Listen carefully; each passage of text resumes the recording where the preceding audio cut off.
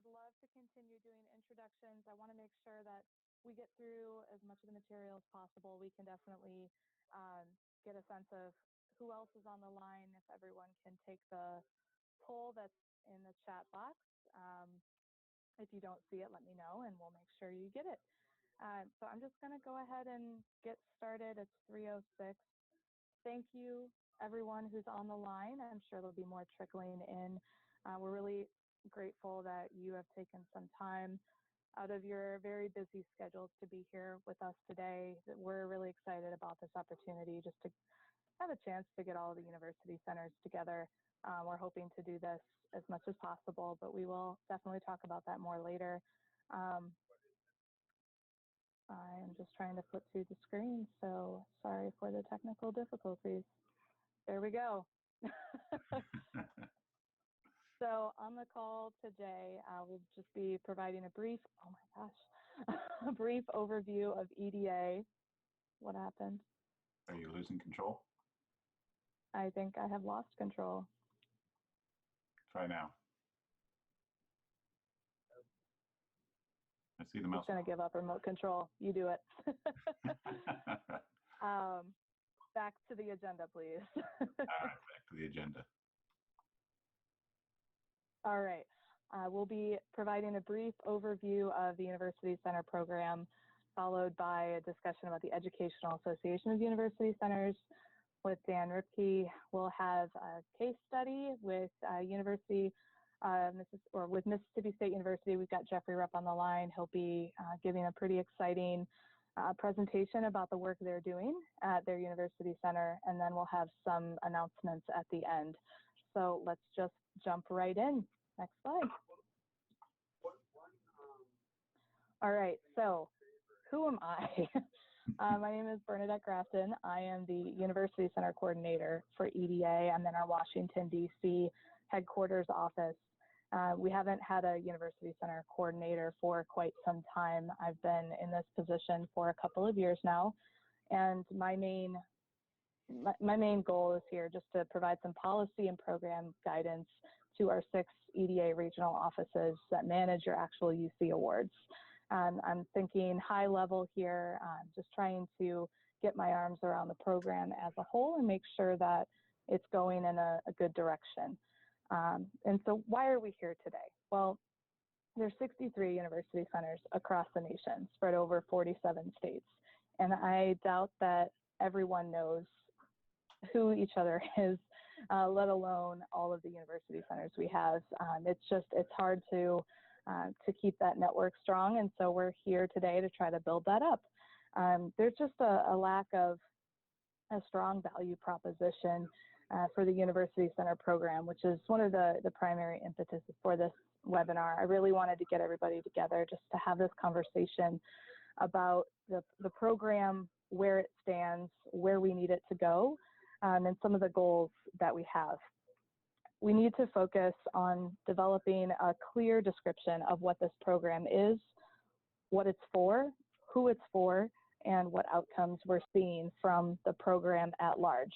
As it stands now, we don't really have this clear description, so that's the need.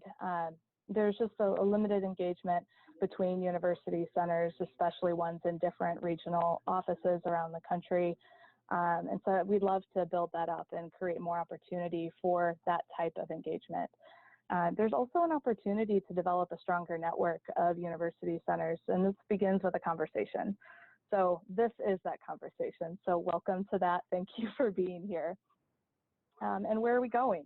Well, the focus of this webinar is, as one of many regular webinars, is just to serve as a gathering place for everyone to learn from each other, to ask questions, share ideas, make connections, and stay up to date on the latest news of the University Center program. Like any federally funded program, it's important to continue to make the case as to why funding for this program is necessary and what outcomes we're seeing as a result of the funding. We must be able to clearly and effectively articulate how university centers have been a key stakeholder group for EDA and how they've been serving as significant economic development assets supporting regional economic growth. our NOFO. I'm sure you've all completely memorized the University Center NOFO by now. So you will be familiar with this language that university centers collaborate with other EDA partners by providing expertise and technical assistance to develop, implement, support regional strategies that result in job creation and high-skilled regional talent pools, along with supporting the region's innovation clusters. And I know from attending many of the University Center regional convenings that there are plenty of UCs that are doing this exact thing. There's some great work happening out of our university centers, but we need to amplify that more. As a program, we need to start sharing our stories in a stronger way. We need to share outcomes, especially outcomes that align with the goals of the program and that can be attributed to activities conducted under the UC program. These are critical data points that we have to capture, and I know some of you are already capturing these. I just want to encourage you to keep doing that. And for those who haven't started to capture these types of data points, I'm encouraging you as well to start thinking about how you can do that. There'll be opportunities for that in the future moving forward. I'll talk about that a little bit at the end, but we want to get in the habit of tracking outcomes and activities. So that was really fast. We'll have time for questions and answers at the end, but right now I want to turn it over to Dan Rickey, who's the current Executive Director of the Educational Association of University Centers. He will give you some history of the program and some more details about why we're here. But just for some brief background, he's been in the UC world for decades, so he's a great resource for everyone, and I'm excited that he has taken some time to be with us here today. So thanks, Dan. Great, thank you. All right, let me see how well. I've still got control here. Good morning, good afternoon, whatever time zone you're in. Thank you, and thank you, Bernadette, for pulling this together. I think this might be a first. So it's great that we can have all the university centers come together. I'm actually here representing the Educational Association University Centers. Larry Molnar, who is the president of the board for the EAUC, had an emergency, could not be here today. So he provided me with his notes of what he wanted to have presented. So I'm basically go over that real quick. For those of you who are not aware, EDA is the only federal agency solely focused on economic development in the US government. EDA works with communities across the country on regional economic development strategies to attract private investment, create jobs in economically distressed areas of the country. The EDA was established under Public Works and Economic Development Act of 1965 to generate new jobs, help retain existing jobs, and stimulate industrial and commercial growth in economically troubled areas. Beginning in the late 1970s, the EDA began to provide funding to colleges and universities to establish an EDA University Center, a new innovative program to create a gateway to higher educational systems, both to have these institutions of higher ed work off campus with off-campus organizations, institutions, and individuals. The EDA University Center also provides a means of colleges and universities to engage faculty, staff, and students in communities, regions, economic development organizations, and private sector projects off campus. This provided an opportunity to bring a vast knowledge and expertise and experience and resources of higher educational institutions to provide the economies and quality of life in urban areas across the country. One of the greatest strengths of the program is its ability to adapt to each region, as well as leveraging each higher educational institution's particular strengths.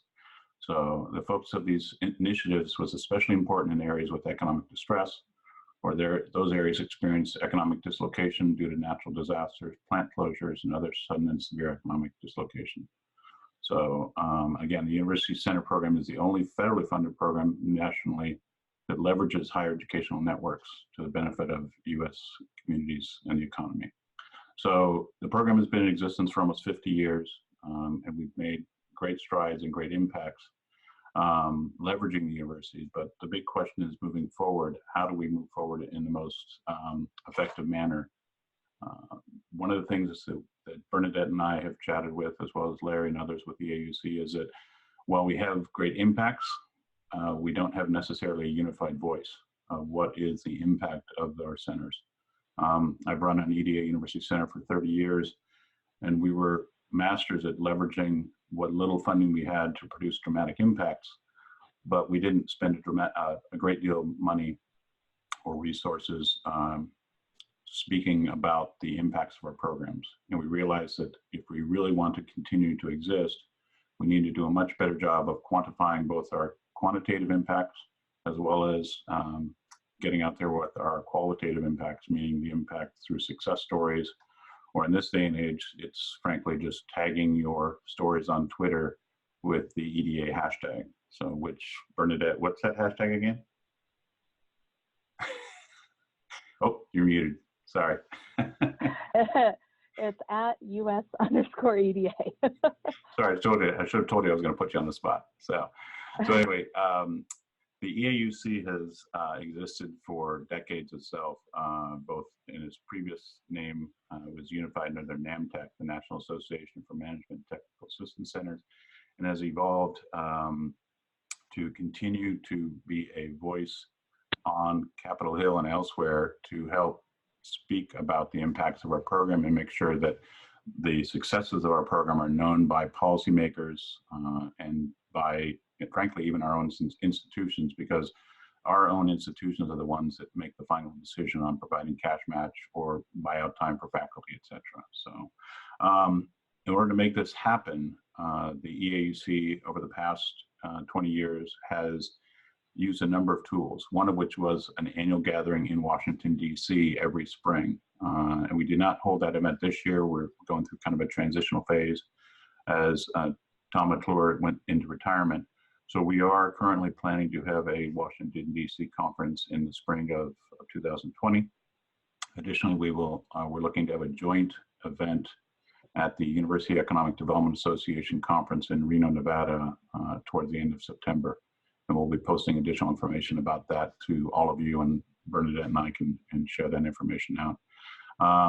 In addition to these two annual get-togethers, however, Bernadette and I and others have come up with the idea of doing bi-monthly webinars. In other words, every other month we will have a call like this where we'll bring together university centers and as well as our practitioners and our EDA representative from the local offices to talk about what they've seen as far as best practices. So, and for example, one of the ones coming up, Bernadette, I think we'll talk about later is, well, we have Jeffrey's presentation today, but we will also have one about joint partnerships between university centers and economic development districts.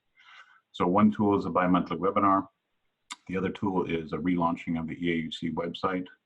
The EAUC website will have a members only section where members can post their own reports. They can see reports from other university centers.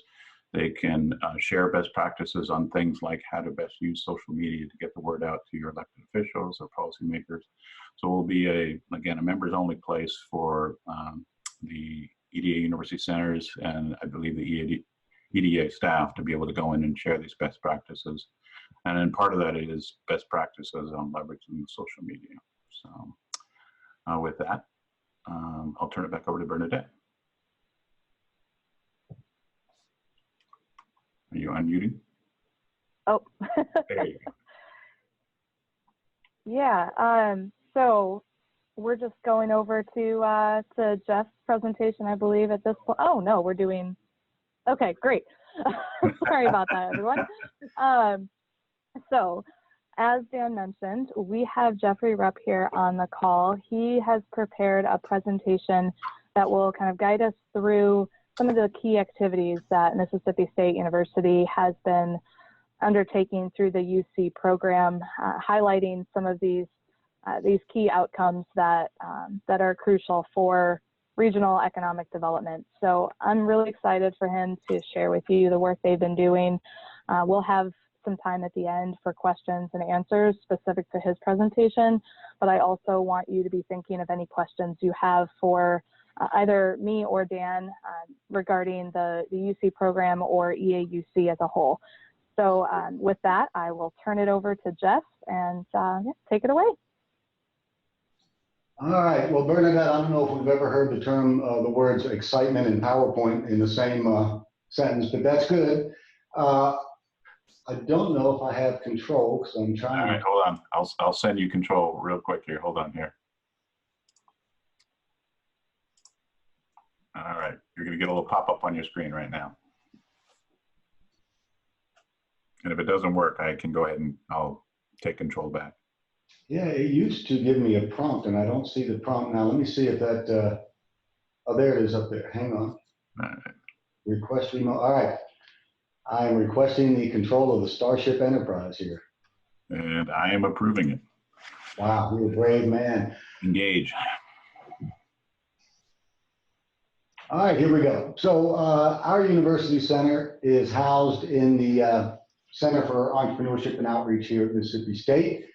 And it's not, there it is. And like all of you, we're lucky that the EDA allows us to tailor our university centers to the people that we serve. Unfortunately for us in Mississippi, we are serving folks with a lack of resources. The bad news is we can't pour tons of capital into projects. We really are bootstrapping just about everything. The good news is when you operate on that level, that micro view, you can have some easy wins.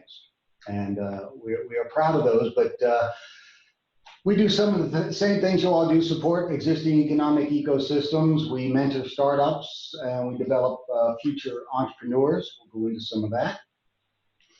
As far as supporting existing economic ecosystems, I'm sure most of you do the same things. We use MBA teams to do applied research for companies. These can be large companies such as Yokohama Tires, all the way down to mom and pops on Main Street.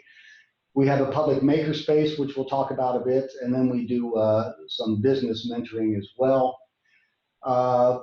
With the MBA teams, here are some of our clients that we've worked with, and I'm just going to give two quick examples, starting with the Mississippi Brewers Guild, because I feel many of you will like the fact that it has beer in it. So Mississippi was one of the last states to really allow and promote craft brewing in the state. And the reason was the legislature did not want to touch anything that had to do with alcohol. And it was very frustrating because to make some of the better beers, the IPAs, the stouts, you have to have a higher alcohol content in the beers. And they wouldn't touch it unless we could show an economic reason to do so.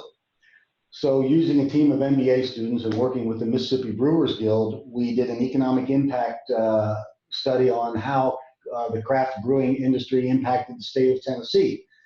And armed with that information, the legislature changed the laws, and we went from having one brewer in the state to now we've got more than a dozen and an economic impact of close to $500 million a year. Again, not a huge win, but it was significant. It was significant. And so we're proud of being playing a part in that. An interesting spin-out business from that was a gentleman named Troy DeRago who made bread. He had a little bakery in Starkville, Mississippi, sold at the farmer's market, and had a subscription service once a week. You could go pick up the bread that you liked, which is a neat little business, but it wasn't a huge moneymaker.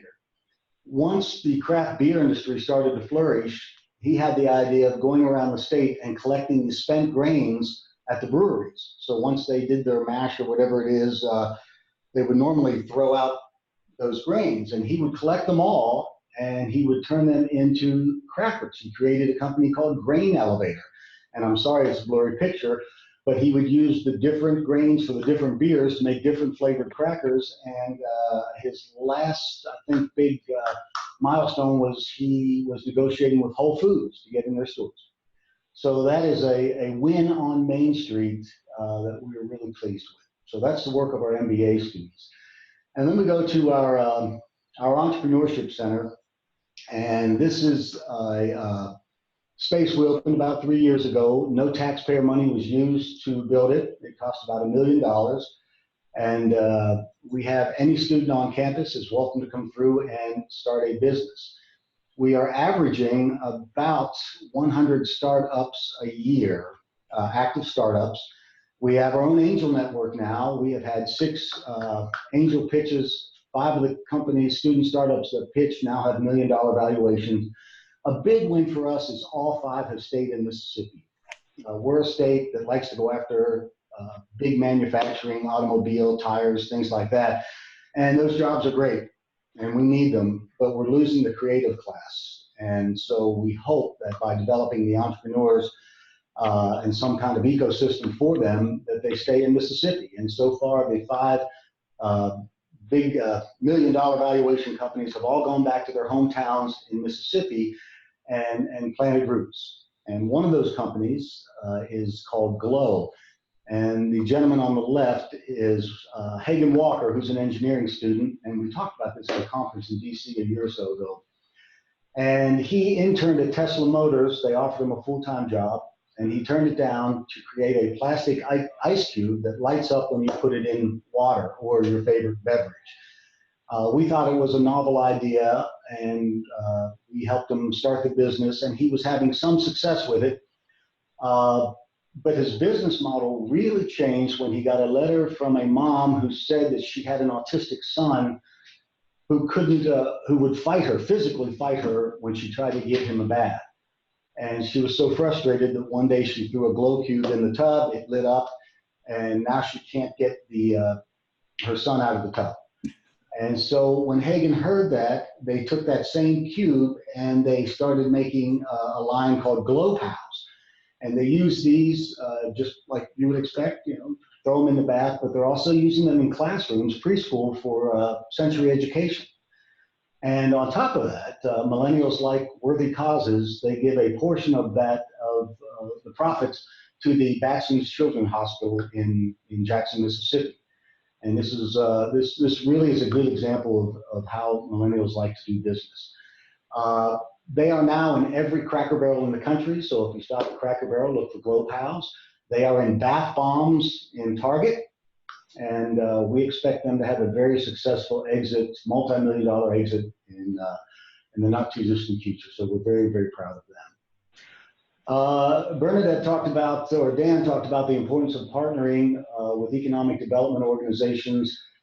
This office here is at our local economic development office, and it mirrors the conference room I'm sitting in now, and it allows me to go off campus, and I don't know what your campuses are like, but I'm sure that parking is a big issue. And to get to our place, you have to enter codes, go through gates, and it's very, very difficult, and the campus police are draconian in handing out tickets. So we have a satellite office at the Economic Development Office downtown in Starkville, where we can, if you see the monitor in that picture, that's actually where I'm sitting now. So we can get people around that table and mentor anyone, not just in Starkville, but in the state. Our extension office has an office in every county, so we can get folks from the Delta, for instance, to their extension office, and then get the expertise we need around the table and try to mentor them and help them grow their businesses. Appalachian Regional Commission gave us $100 grand for this project, and we also partnered with USDA Rural Development on another project I'll show you. I have deals with 3 economic development partners in the state where we provide the MBA teams and the expertise for members of their chamber. And what that does, it helps them locally drive up chamber membership, because there are a lot of complaints. Why do I join the chamber? You get a warm beer and cold appetizer at a business after hours 3 times a year. And now you can get some real deep level applied research to help you, and that's a benefit of being a member of your local chamber. So it's a bit of community development, hopefully a bit of economic development as well. We also partnered with USDA to open a public makerspace, and there's the gray building there. This was the grand opening we had, I believe, in February or March. And what this is, it operates like a gym membership. You can come in and do woodworking, 3D printing, prototyping, engraving, whatever you need. And instead of having to buy all the expensive tools and equipment yourself, for $25 for a gym membership, you can use this. Now, we had no idea if this would catch on at all. An early signal that it might be a success was it was picked up by the Miami Herald and the Kansas City Star, I believe. So I think the novelty of it was somewhat attractive. And so in the 6 months it's been open, we've had 3,000 visitors. We have 60 memberships, monthly memberships. We sell day passes as well. We've done several prototypes and almost 4,000 hours of 3D printing. And a side benefit is we have started a program with low to mod income kids where we bring them in and make small robots. We had a Father's Day workshop where they came in and made things for Father's Day. And so we're bringing in the Boys and Girls Clubs and things like that. So we're trying to teach them some skills, but also we have found that there's a self-confidence and self-worth issue here. And in Mississippi, that's part of the puzzle. That's something we have to try to help solve. So we are going to continue this. We get sponsors to pay for it. They're roughly about $500 for all the components. But we hope that we're going to continue bringing groups in around Christmas. I want to bring them in to make things for their parents, mom and dad, grandparents. And we think this is a real nice way to be tethered to the community. And this is taking off more than we thought. We're looking to expand now. There's a lot of demand for cottage food, so we're looking at a commercial kitchen right now and a kiln as well. The front of the shop is retail, so we have 18 folks in there selling their goods, and there's a process for that. So we give them a storefront as well. We also have a camp where this group you see, the gentleman in blue hat's one of our student workers, but this group came in, spent a week living on campus. They had to get to know each other, form a business, develop products, manufacture the products, and then advertise and sell the products at a pop-up shop at the end of the week. So you can see the board meeting on the right.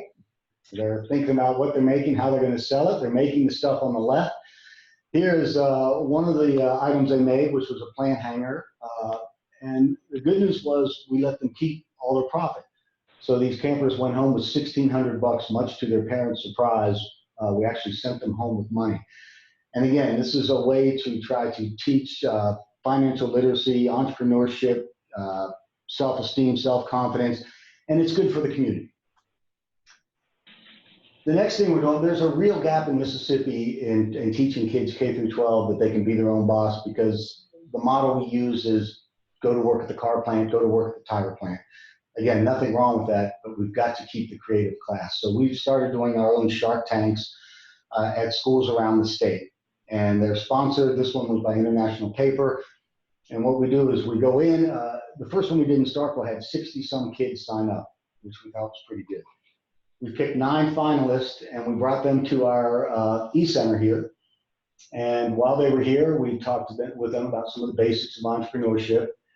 We also had a marketing professor do a marketing session. We had someone from SBDC do a very basic business plan model for them. And then over on the left, we assigned each of them one of our student entrepreneurs who had started a business and was making money. And for 2 weeks, they worked with them on their pitches. And then we had a big pitch competition downtown open to the public, and we had winners, and they won thousands of dollars. And also were invited to continue pursuing their ideas through our e-center. We would work with them and try to bring the product to market. So we found that very successful, and we had meetings today with the local bank about expanding that around the state. And so the only group that left for us to try to reach was K through 6th or 7th grade. And so we we signed up with a national program called Lemonade Day. And at the last, this is a really neat national program if you're not familiar with it. You have to buy the license, but you get very good workbooks. We actually had this as curriculum in some of the elementary schools. You get a book bag with it. They tell the kids that you need to take your profits, save some, spend some, and then share some. So the local humane society made money. One young lady was selling lemonade for research for autism to help her younger brother. I'm a former mayor, so I can tell you the optics of driving downtown on Lemonade Day and seeing, we had 95 lemonade stands in an area that had maybe 75,000 people. So it really was a warm event. And it's also a way for us to introduce entrepreneurship and financial literacy to kids K through 12. So that sort of sums up what we do. And again, I know some of this is pretty simple, but there is a real need in Mississippi to supply the basic tenets and building blocks of what entrepreneurship is and what financial literacy are, and we think hopefully that this has had some kind of impact in community and economic development. So that is our story at stake. Thanks, Jeff. That was great. I would love to take a few minutes. If anyone has any questions for him about their program, feel free to unmute yourself and go ahead and ask.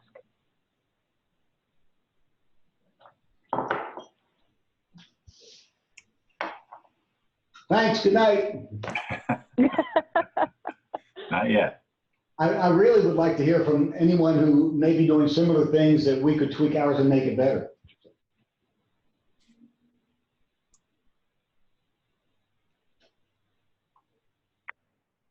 I put him to sleep. I don't have a question. I wanted to say congratulations. You're doing amazing things. My quick question, I thought it was really interesting. Sorry, this is Kathy from the University of Florida.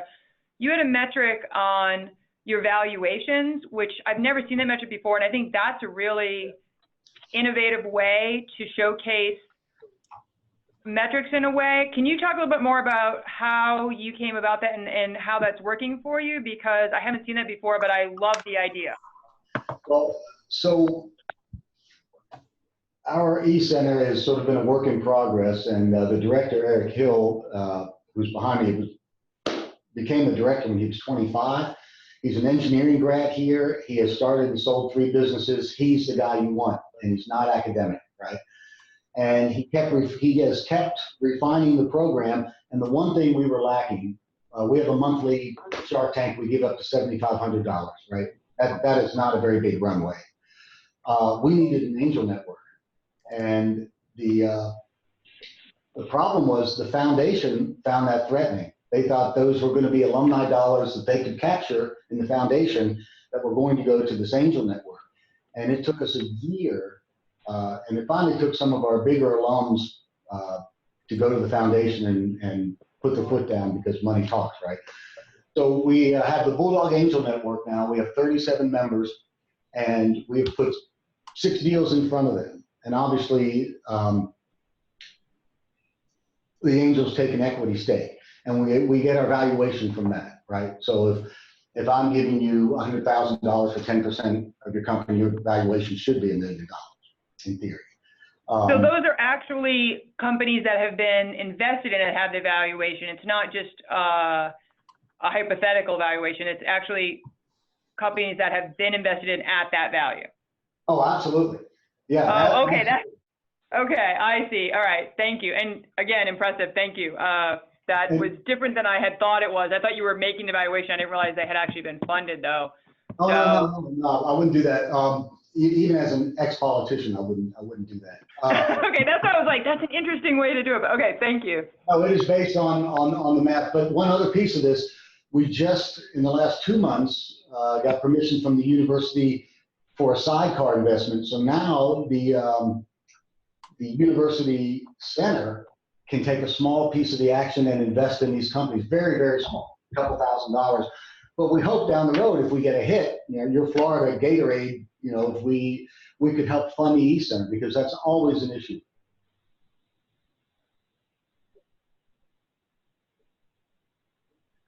We have a question that just popped up. Is the Angel Network its own 501c3 or 6?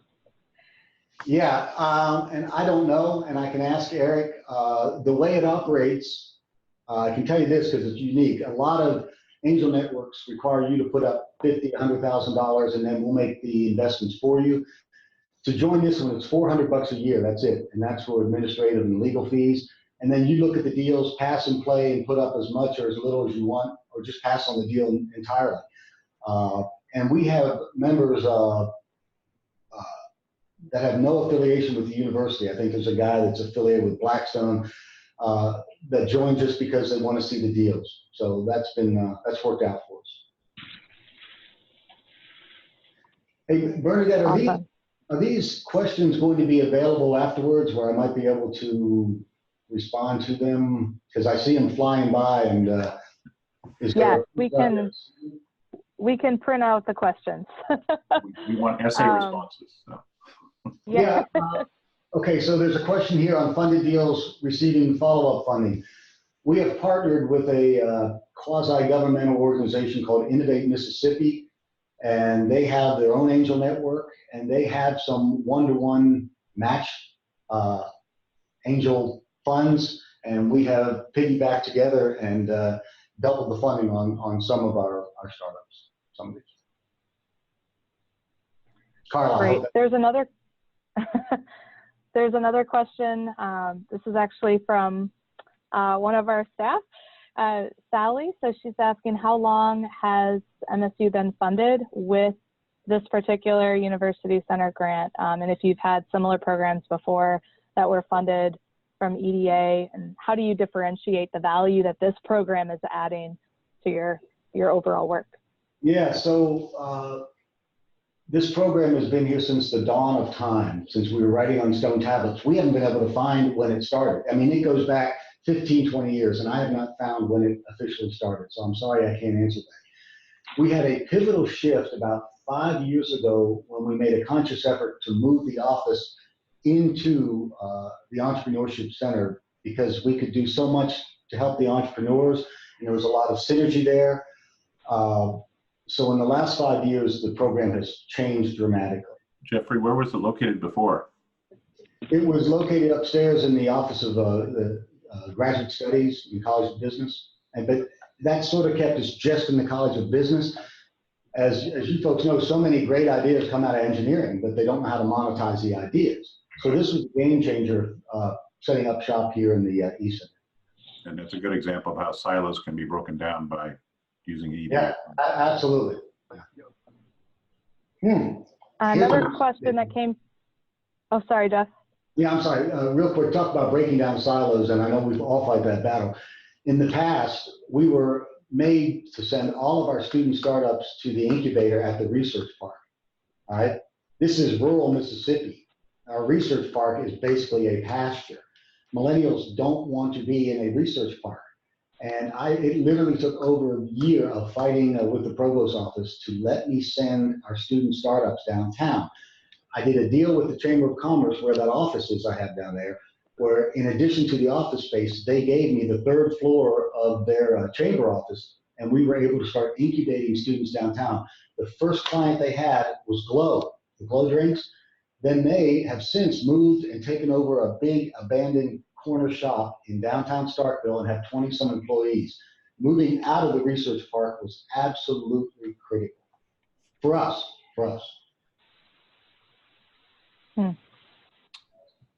Couple more questions. Great. So how did you recruit the middle school age students? All right, so the place where Glow took over is a really cool bungalow downtown. And it's all lit up, and it's, you know, it's hip and groovy millennials running a business, but it's a big space. And we invited them down for lemonade and cinnamon rolls, and we did it at 5 o'clock after school one day. We didn't know who would show up, and there were well over 100 people there, standing room only. I tell you, there's a hunger, and it really showed the importance of the middle and high school STEM teachers.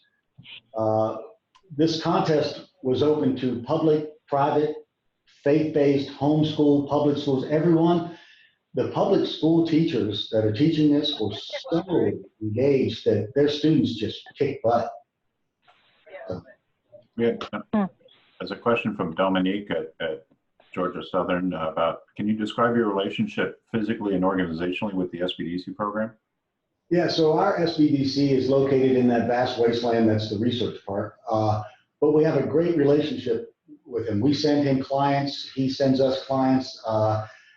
When we did Lemonade Day or the Innovation Challenge, he was over here mentoring the kids. You know, he taught a session. We couldn't have a better relationship, and it has a lot to do with the guy who's the head of the SBDC. Okay. Great. One other question is, how many faculty do you have involved in this program, and how many staff members do you have in the center? Yeah, so our center is operated on a shoestring. For the longest time, it was just Eric and myself. And in the last year and a half, we were got some funding for an admin, and she's been fantastic. We have 4 or 5 student workers that are paid for from the entrepreneurship side. We have a full-time employee that runs the idea shop, one of our graduates downtown. But if you are in here, you're wearing every hat. So we're very thinly staffed. And are each of those people that you mentioned, are they funded under the UC, the EDA UC program, or is it kind of dispersed funding?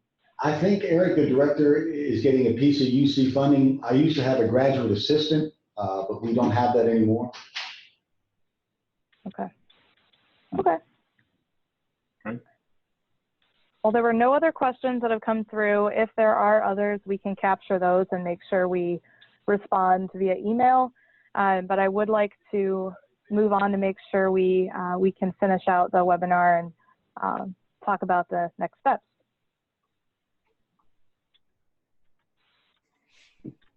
All right, so the next webinar will be September 25th. It's a Wednesday, just like this one. It will be at 2 or 3 p.m. We'll send out a notice. We just need to settle on a couple of things. As Dan alluded to earlier, we will have a university center on talking about how they have collaborated with one or more EDDs in their area. We would really like to encourage as many UCs as possible to work with their EDDs and vice versa. So that particular webinar will be open to all university centers as well as economic development districts. So we're hoping that it can be a really engaging conversation with that and learning just how some have done that in the past. So stay tuned for that. Dan will send out another invite shortly, maybe in the next couple of weeks. We'll get that out to you all. And also on the next webinar, we're hoping to have an opportunity to describe a little bit more about these new metrics that we've briefly mentioned already. EDA has been working towards a better system of GPRA collection. You're all familiar with our current GPRA forms that aren't necessarily able to capture all of the activities and outcomes that our University Center program has. So we've been working on a way to capture outcomes and activities and outputs from all EDA programs, and to do this in a way that is more comprehensive and allows us to describe more completely what EDA programs are actually accomplishing.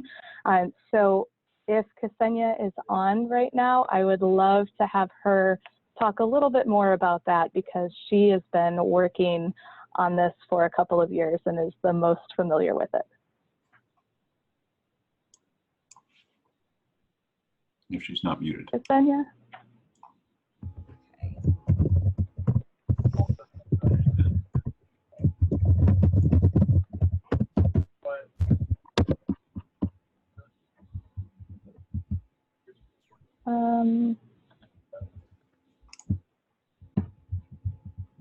Huh.